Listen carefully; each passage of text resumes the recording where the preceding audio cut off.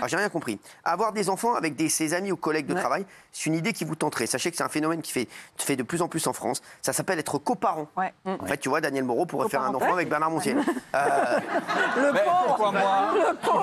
Il va naître, il aura déjà 55 ans. Bon, voilà.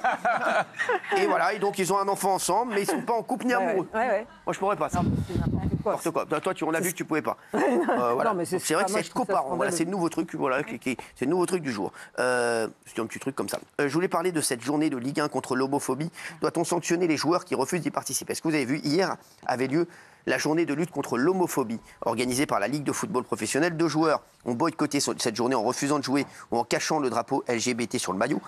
La ministre des Sports, Amélie Oudéa-Castéra, a réclamé des sanctions fermes. J'aimerais d'abord que Gilles explique, Gilles Verdez, et il y a Gilles Favard qui nous a rejoint. C'est toujours un bonheur de voir Gilles. Bonsoir Gilles. Bonsoir, ça va et vous Gilles? J'ai besoin de 300 000, je peux lui demander Bien sûr, oui. Ne vous inquiétez pas, 300 000, vous pouvez demander à Bernard Montiel.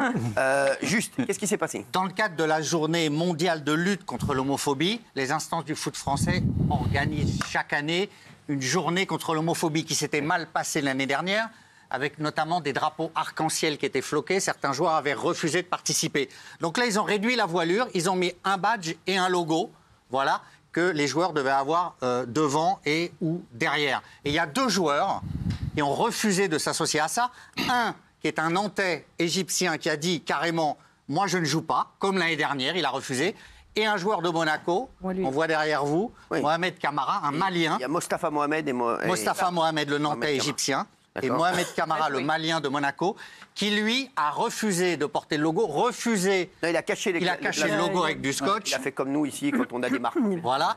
Il a refusé de participer à la photo protocolaire. Bref, il s'est distingué d'une manière qui semble très délicate et particulière. Voilà. Alors, il n'y en a que 2 cette année, si je puis dire. Ouais. Voilà la petite amélioration. Voilà. Est-ce que pour vous, on doit les sanctionner pour vous? Oui, pour moi, oui. Alors, j'avais dit l'inverse. Vous aviez dit non. Hein, exactement. Pourquoi? Parce que là, la voilure a été réduite. Voilà, là, franchement, il n'y a plus de polémique, même pour les joueurs qui sont susceptibles d'être gênés, même pour le joueur égyptien dont la famille peut être menacée, je ne le nie pas. Mais là, franchement, un logo, un badge, refuser ça, c'est se foutre de la gueule du monde, je vous le dis franchement. Raymond, tu dis non? Moi, je dis non, parce qu'il fallait le mettre dans leur contrat. Et là, la supercherie, moi, ce que j'aime pas, c'est qu'ils l'ont fait là, dans les dernières. Pourquoi ils le font pas au début du championnat? C'est toujours comme ça. Non, il faut pas la faire à la fin. À la fin, le championnat, il est mort, c'est pipé. On sait qui est champion.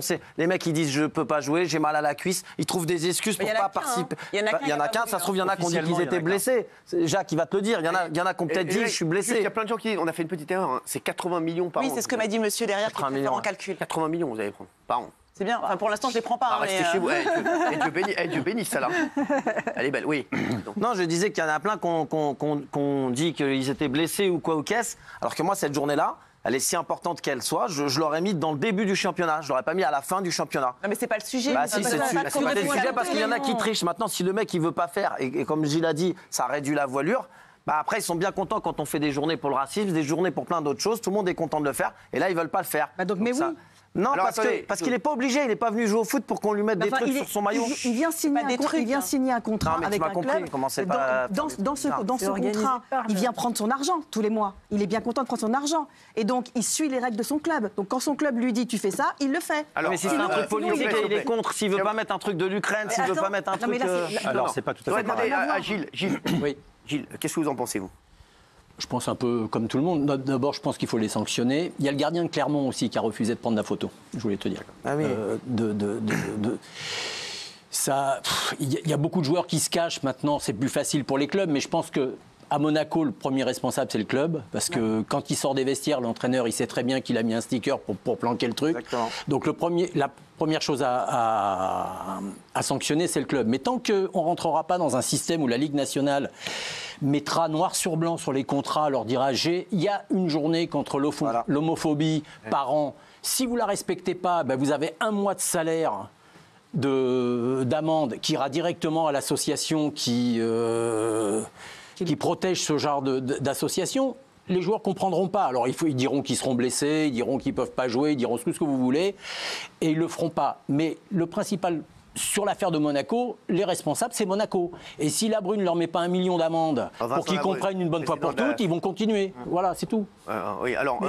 On va pas faire. Oui, je vois les noms, moi, surtout. Parce que moi, je pense que c'est pas la bonne façon de faire en sorte que tous adhèrent à la lutte contre l'homophobie. Je m'explique. Et je vais raconter une anecdote, puisque j'ai eu la chance d'être dirigeant dans le foot. J'ai été. Directeur de la communication de l'OM. Directeur de la com de l'OM pendant presque un an et demi. Ouais, donc.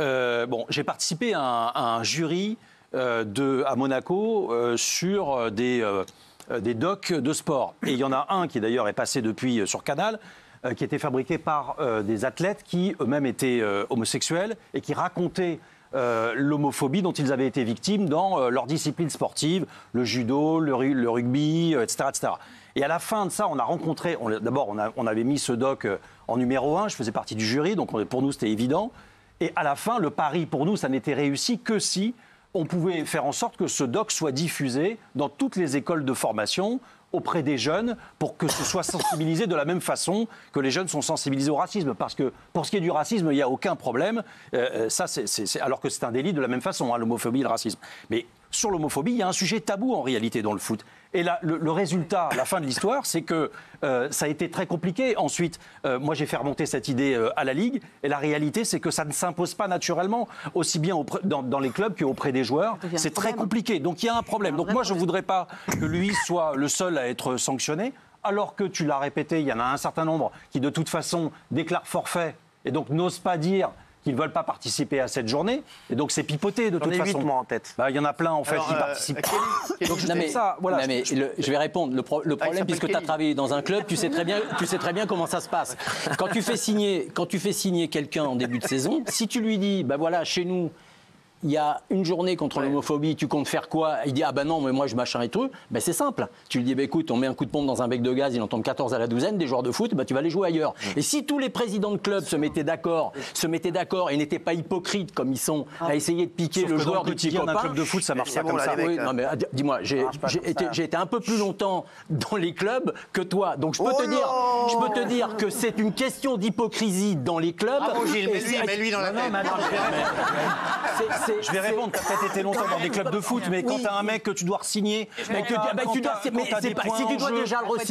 tu dois déjà le re-signer, c'est que tu l'as eu avant. Donc moi, je te dis, c'est quand il arrive. Donc ça marche pas. C'est bien ce que tu dis. Donc c'est de l'hypocrisie complète. C'est-à-dire que si tu lui dis... C'est pour ça que je dis qu'il ne faut pas sanctionner le joueur. Il ne faut pas sanctionner le joueur. Non, il faut sanctionner les clubs. C'est bon, on s'en fout là. Kelly.